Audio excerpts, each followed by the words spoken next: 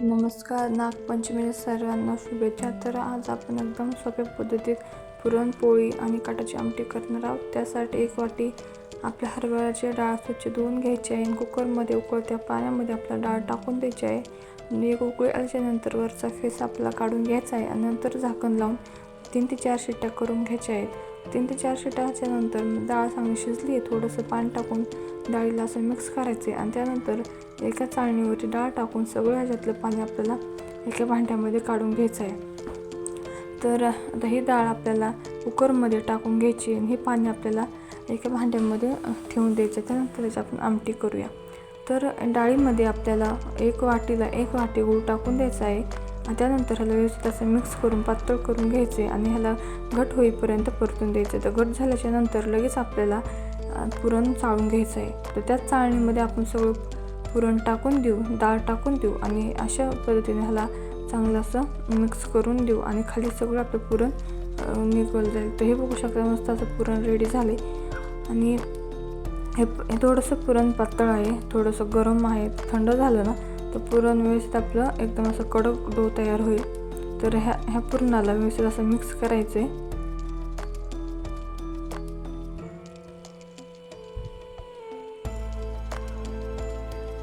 ह्याच्यामध्ये विलायची पावडर टाकून व्यवस्थित मिक्स करून द्यायचं आहे. मिक्स केलं की आपल्याला हे पुरण फ्रीजमध्ये ठेवून द्यायचं 1 ते 1.5 तास. म्हणजे फ्रीजमध्ये ठेवल्याने पुरण लवकर घट होईल. आणि जर तुम्ही अशीच पोळी लाटली तर आता पुरण आपल्या फ्रीजमध्ये ठेवून द्यायचं. तर बघू शकता 1 तासाने 1-2 तासाने आपले पुरण ते असं घट झालं आहे आणि आता हे एकदम पोळी करण्यासाठी तयार आहे. तर आता पोळी करायला घेऊया. त्यासाठी इथं मी एक बारीक उंडा घेतला आहे, व्यवस्थित मळून घेतला आहे. तर हे नुसतं पिठामध्ये बुडून ह्याचा आपल्याला अशी एक गोल वाटी तयार करायची आहे. मध्यभागी थोडी जाड ठेवायची आणि साईडने अशी पातळ करून घ्यायची आहे. तर ह्याच्यामध्ये आता पुरण टाकूया. जेवढं आपण बारीक उंडा घेतला त्याच्यापेक्षा कमी आपल्याला पुरण घ्यायचं आहे. जास्त पुरण जर घेतलं की पोळी फुटते. तर व्यवस्थित आपल्याला असं गोल बिगून असं उंडा तयार करायचा आणि पिठामध्ये बुडून लाटून घ्यायचा.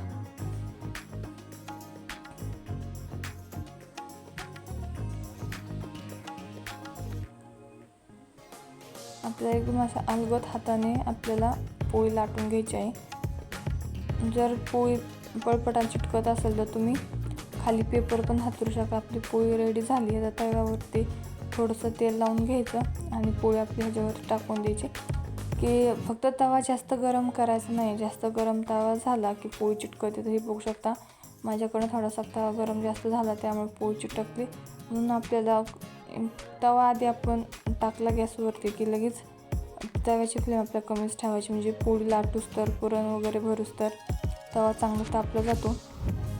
तेल किंवा तूप लावून व्यवस्थित ह्याला असं भाजून घ्यायचं दोन्ही साईडनी.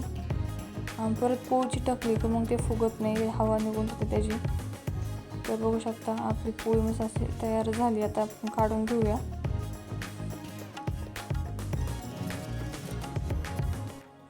दुसरी पण पोळी मी अशी तयार करून घेतली. आता ही पोळी अजिबात चिटकली नाही आहे खाली, कारण की आपला तवा आता एकदम असा हलका गरम झाला.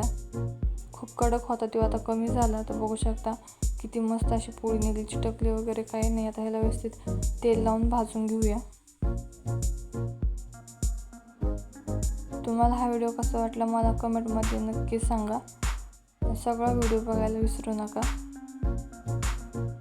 बघू शकता आपली पोळी मस्त फुगली आहे. तर व्यवस्थित ह्याला भाजून घेऊया आणि ही पण पोळी आपली काढून घेऊया. तर आता आपल्या पोळ्या रेडी झाल्या. आता तर सगळ्याच पोळ्या मी अशा करून घेणार आहे. तर बघू शकता आपली पोळी रेडी झाली. तुम्हाला पोळ्या कशा वाटल्या मला नक्की सांगा. कटाची आमटी करण्यासाठी जे आपण वेळाने काढलं होतं डाळीमधून ते घेतले आणि त्यासाठी आपण मसाला तयार करणार आहोत. तर इथं लसूण घेतलं आहे, त्यानंतर आलं घेतलं आहे बारीक चिरलेलं, बारीक चिरून खोबरं घेतले, कढीपत्ता घेतले आणि थोडंसं जिरं घेतलं. आणि त्याच्यामध्ये दुसरं काहीच आता आपल्याला टाकायचं नाही. जर कोथिंबीर असेल तुम्ही कोथिंबीर टाकू शकता.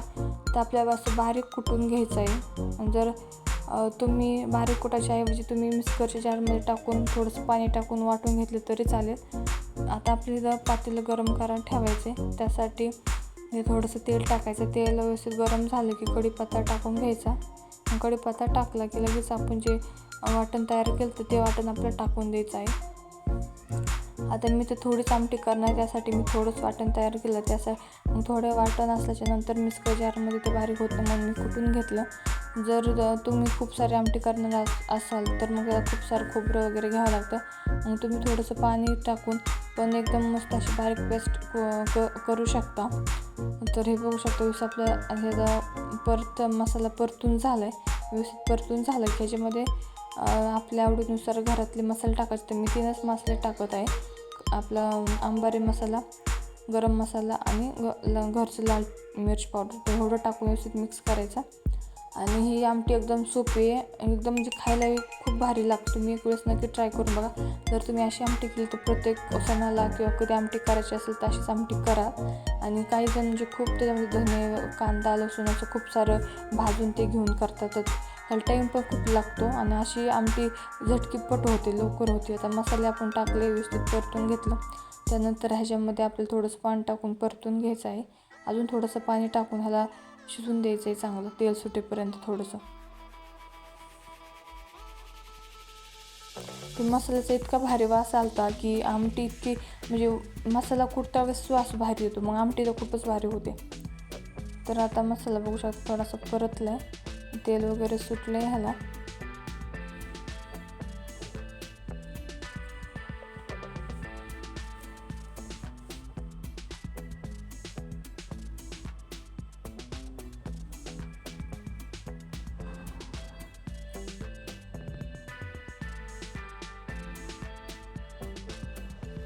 व्यवस्थित मिक्स केलं आहे. आता ह्याच्यामध्ये आपण विळवणी टाकून देऊया.